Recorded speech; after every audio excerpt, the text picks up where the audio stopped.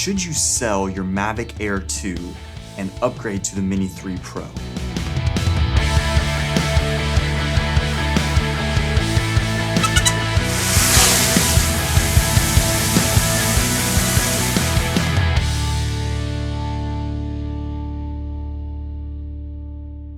So let me start by saying, if you don't own either of these two drones and you're looking to purchase one brand new, there's no question you should buy the Mini 3 Pro because they are about the same price brand new.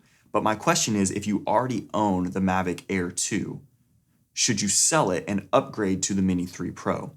Now, you can sell your Air 2 on eBay for about $500 right now, and buying the Mini 3 Pro is going to cost you about $750 new. So my question is it worth about $250 to upgrade to the Mini 3 Pro?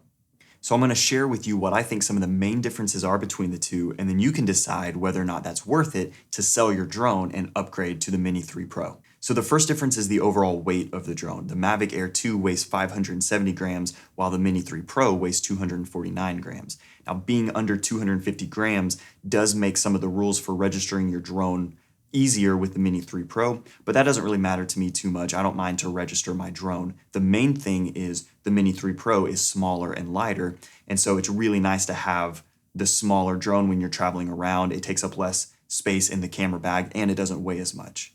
The next difference I want to talk about is the sensor size. The Mavic Air 2 has a 1/2 inch sensor, and the Mini 3 Pro has a 1/1.3 inch sensor. Now, that doesn't sound like very much of a difference, but the Mini 3 Pro's sensor is actually 54% larger than the 1/2 inch sensor of the Mavic Air 2. And what that means as far as quality is because the Mini 3 Pro has a larger sensor, it reacts to light a little bit better, and so you're going to get a better response in low light situations. And along with low light performance, the aperture is different between the two. The Mavic Air 2 has a 2.8 f-stop, while the Mini 3 Pro has a 1.7 f-stop. And so the 1.7 is going to allow a little more light to come in, and again is going to give you more flexibility if you're shooting at night or dark times like sunset. So overall, the Mini 3 Pro is going to outperform the Mavic Air 2 when it comes to these low light situations.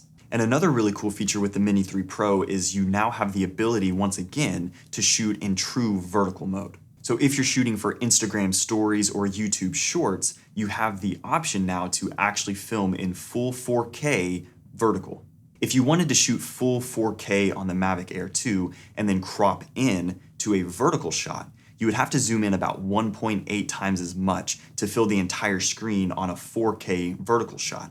So the Mini 3 Pro is going to give you about twice as much quality if you shoot true vertical than it would be to crop in the 4K horizontal mode on the Mavic Air 2. Another difference in quality is going to be the max bitrate between the two drones. The Mavic Air 2 is going to give you 120 megabits per second max, and the Mini 3 Pro is going to give you 150 megabits per second max. So that's about a 25% increase in max bitrate for the Mini 3 Pro, so your footage is going to look a little bit better.